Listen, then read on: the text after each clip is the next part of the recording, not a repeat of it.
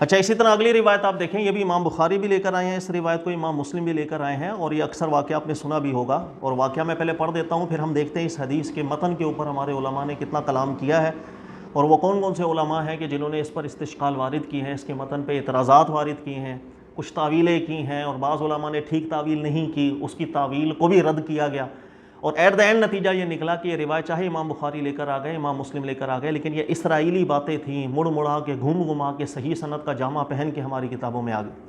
اللہ کا کروڑوں رحمت نازل ہوں اس امت کے علماء پر، اللہ تعالیٰ نے کبھی کسی دور کے اندر ایسا نہیں چھوڑا، ایسے قابل ہیرے نہ پیدا کیے ہوں کہ جنہوں نے ایسی روایات کی نشاندہی نہ کی۔ روایت یہ ہے کہ کانا بنو اسرائیل یغتسلون عوراتا، بنو اسرائیل جو مسلمان تھے، حضرت موسیٰ کریم علیہ الصلوۃ والسلام کی جو قوم تھی بنی اسرائیل کی، وہ ننگے نہایا کرتے تھے، ینظر بعضهم الی سوءۃ بعض، ایک دوسرے کی شرم گاہوں کو وہ دیکھ بھی لیا کرتے تھے۔ وکان موسیٰ علیہ الصلوۃ والسلام یغتسل وحدہ، حضرت موسیٰ کریم علیہ الصلوۃ والسلام اکیلے نہایا کرتے تھے، غسل فرماتے تھے۔ فقالوا، تو وہ جو بنی اسرائیل کی قوم تھی انہوں نے ایک دن کہا کہ واللہ ما یمنع موسیٰ علیہ السلام یغتسل معنا الا انہ آدر، انہوں نے کہا کہ ہمیں لگتا ہے حضرت موسیٰ کریم علیہ الصلوۃ والسلام اکیلے جو نہاتے ہیں ہمارے ساتھ غسل نہیں کرتے، شاید آپ کو کوئی بیماری ہے آدر کی، اور آدر کی بیماری کیا ہوتی ہے میں آپ کو بتا دوں، شرمگاہ کی ایک بیماری کا نام۔ قال فذهب مرہ، ایک دفعہ حضرت موسیٰ علیہ الصلوۃ والسلام تشریف لے گئے یغتسل، نہانے کے لیے، فوضع ثوبہ علی حجر، تو آپ نے ایک دفعہ اپنے کپڑے اتارے اور کپڑوں کو ایک پتھر کے اوپر، علی حجر، ایک پتھر کے اوپر آپ نے اپنے کپڑوں کو رکھ دیا، ففر الحجر بثوبہ، تو پھر اس کے بعد وہ پتھر جو ہے آپ کے کپڑوں کو لے کر آگے نکلنے لگ گیا، بھاگنے لگ گیا۔ فجمع موسیٰ علیہ الصلوۃ والسلام بثری یقول ثوبی حجر ثوبی حجر، پھر حضرت موسیٰ علیہ الصلوۃ والسلام پیچھے پیچھے جانے لگے اور آواز دینے لگے پتھر میرے کپڑے، پتھر میرے کپڑے، حتی نظر بنو اسرائیل، حتیٰ کہ پھر بنو اسرائیل والوں کی نظر پڑ گئی، اذا سوءۃ موسیٰ، موسیٰ علیہ الصلوۃ والسلام کی شرمگاہ کی طرف نظر پڑ گئی۔ فقالوا، تو پھر وہ بنی اسرائیل کی قوم نے کہا واللہ ما بموسیٰ من باس، خدا کی قسم حضرت موسیٰ علیہ السلام میں کوئی عیب نہیں ہے۔ پھر پتھر کھڑا ہو گیا، اس کے بعد حضرت موسیٰ علیہ السلام جلال میں تشریف لائے تو آپ نے پتھر کو ضربیں بھی لگائیں اور 6 سے 7 زور کی ضربیں بھی لگائیں۔ اب یہ ایک واقعہ آ گیا، دیکھیے گا، اب کہنے کا مقصد یہ جو میں اکثر آپ لوگوں کو سمجھاتا ہوں کہ حدیث کی راہ میں الحمدللہ کوئی نیا کام تقریباً باقی نہیں ہے، 90% بولے 99% بولے، اللہ نے اس امت کے بڑے بڑے علماء سے یہ کام کروا دیا ہوا ہے۔ ہماری صرف کوتاہی ہوتی ہے کہ ہم ٹھیک طریقہ کار سے پڑھتے نہیں ہیں، ٹھیک طریقہ کار سے ہم اس نتائج تک پہنچ نہیں پاتے، ہمیں راہ نہیں پتہ ہوتی کہ ہم نے حدیث کی راہ کو حل کیسے کرنا ہے، اس کے سٹیپس کیا ہیں۔ اب دیکھیں یہاں حدیث میں استشکالات جتنے وارد ہوتے، اعتراضات کتنے وارد ہوتے ہیں، پہلے اس کو دیکھیے گا، اس لیے کہ روایتیں بات کی ہیں، براہ راست اگر رسول اللہ صلی اللہ علیہ وسلم سے سنی بات ہو، سر تسلیم خم، نہ آپ کو رد کرنے کی گنجائش ہے نہ مجھے رد کرنے کی گنجائش ہے، لیکن یہ انڈائریکٹ باتیں، اس میں فرق آ جاتا ہے۔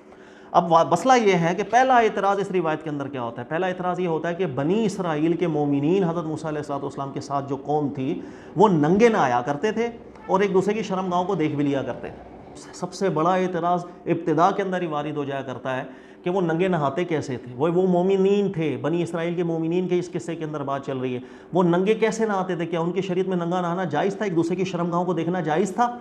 اب یہاں پر ہوا یہ کہ جن علماء نے تعویلات کی، اور بعض علماء سے ظاہر ہے انسان ہے خطا ہو جاتی ہے، جیسے ابن حجر عسقلانی رحمۃ اللہ تعالیٰ علیہ، انہوں نے اس حدیث کی شرح کرتے ہوئے جب ان اعتراضات کا جواب دینے لگے تو یہاں تعویل انہوں نے یہ کی ابن حجر عسقلانی نے، آپ اسی حدیث کی شرح میں پڑھیے گا، ابن حجر عسقلانی انہوں نے لکھا ظاہرہ ان ذالک کان جائزا فی شرعہم، انہوں نے کہا ہو سکتا ہے، ظاہری سی بات ہے، اس شریعت کے اندر یہ چیز جائز ہو۔ اب ابن حجر عسقلانی صاحب یہ بات ذکر کر کے چلے گئے کہ بہت سے احکامات مختلف شریعتوں کے اندر بدلتے رہتے ہیں، یہ ممکن ہے کہ ان کی شریعت کے اندر یہ معاملہ جائز ہو کہ وہ ننگے نہا لیں، ایک دوسرے کی شرمگاہوں کو دیکھ لیں، لیکن یہ تعویل اس قدر کمزور ہے کہ جتنے محققین علماء گزرے ہیں ابن حجر عسقلانی کے بعد آئے ہیں، جیسے شیخ رشید اور رضا صاحب کو پڑھے، دیگر علماء کو پڑھے، انہوں نے کہا کہ اللہ تعالیٰ ان کو معاف کرے، بہت بڑی غلطی ہو گئی، اس لیے کہ فحش کا جو کام ہے، یاد رکھیے گا، فحاشی جسے اردو میں ہم کہتے ہیں، کسی شریعت کے اندر اللہ رب العزت نے اس کو جائز نہیں رکھا ہے، اور ایسا نہیں کہ کوئی شریعت ایسی تھی کہ جس کے اندر ننگے ایک دوسرے کو دیکھنے کی اجازت ہے، وہاں سب کچھ اجازت ہے، ننگے اکٹھے نہ ہو، سب کچھ کرو۔ اللہ فرماتے ہیں ان اللہ لا یأمر بالفحشاء، اللہ تعالیٰ فحش کام کا حکم ارشاد نہیں فرماتا ہے۔ قرآن کی اس آیت میں غور کیجیے گا، لا یأمر کا اللہ نے حکم ارشاد فرمایا، جو اللہ رب العزت کی ایک سنت کی طرف اشارہ کرتا ہے، اس لیے کہ فعل مضارع جو ہے ایک عادت کی طرف اشارہ کر رہا ہے کہ اللہ رب العزت کا یہی طریقہ کہ اللہ تعالیٰ کبھی بھی فحش کام کی اجازت نہیں دیا کرتے ہیں،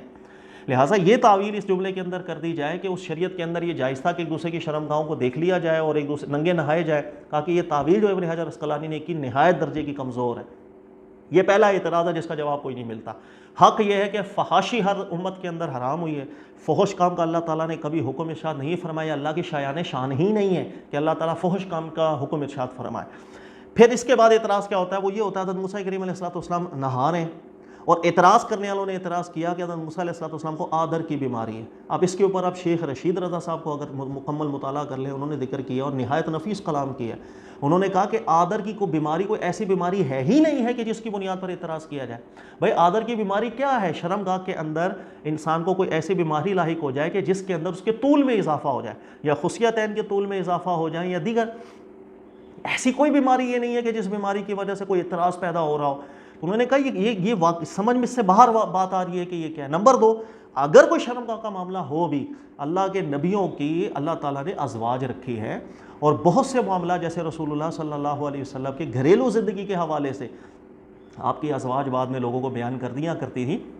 اسی سے شرعی احکامات بہت سے علماء کرام نے نکالے، صحابہ کرام نے بھی سمجھے۔ کہا کہ اللہ کے نبی حضرت موسیٰ علیہ السلام ہو، کوئی بھی ہو، ان کی ازواج بھی موجود ہیں، اگر کوئی ایسی بات ہو تو خواتین کے ذریعے سے ازواج سے رہنمائی لی جا سکتی ہے۔ کہا کہ اس کے لیے یہ طریقہ کار کرنے کا کوئی تعلق سمجھ میں نہیں آ رہا۔ اس روایت کے ظاہر سے بالکل واضح ہوتا ہے کہ یہ بنی ہوئی بات ہے،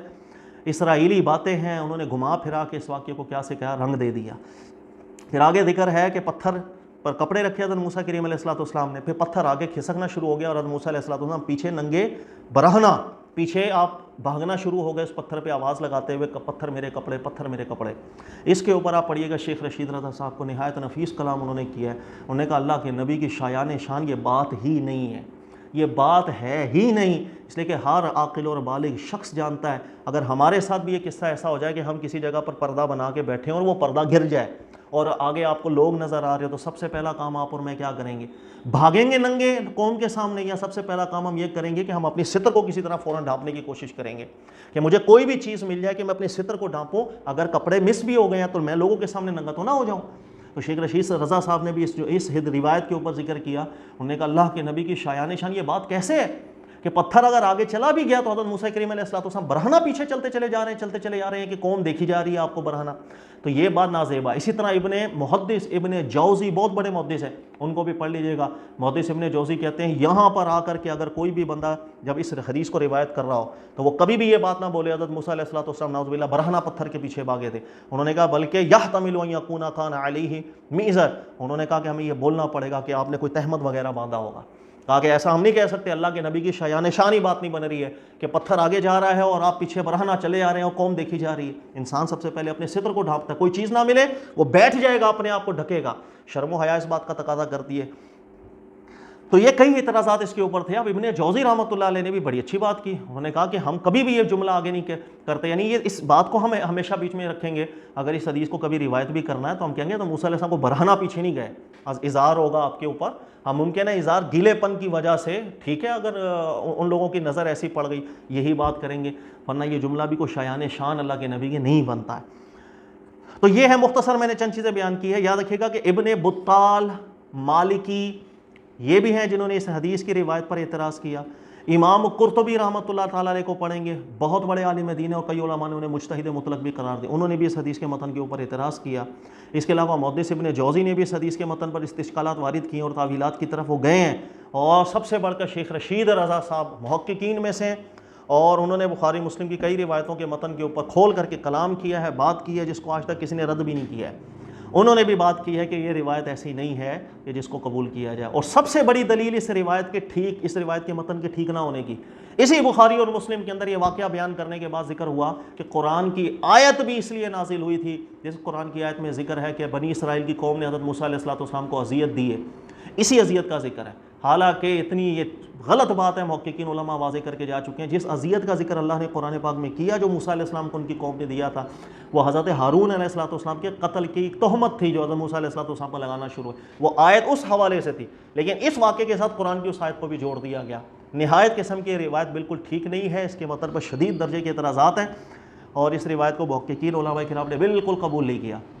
ابن حجر اسقلانی نے کچھ تعویلیں کرنے کی کوشش کی، لیکن انسانی تقاضے میں، بشری تقاضے میں وہ تعویلات ٹھیک نہیں کر پائے۔ جیسے میں نے آپ کو حوالہ دیا کہ انہوں نے کہا شاید ان کی شریعت میں ننگے نانا، ننگا ایک دوسرے کو دیکھنا جائز ہو، حالانکہ یہ بات بالکل نازیبا بات۔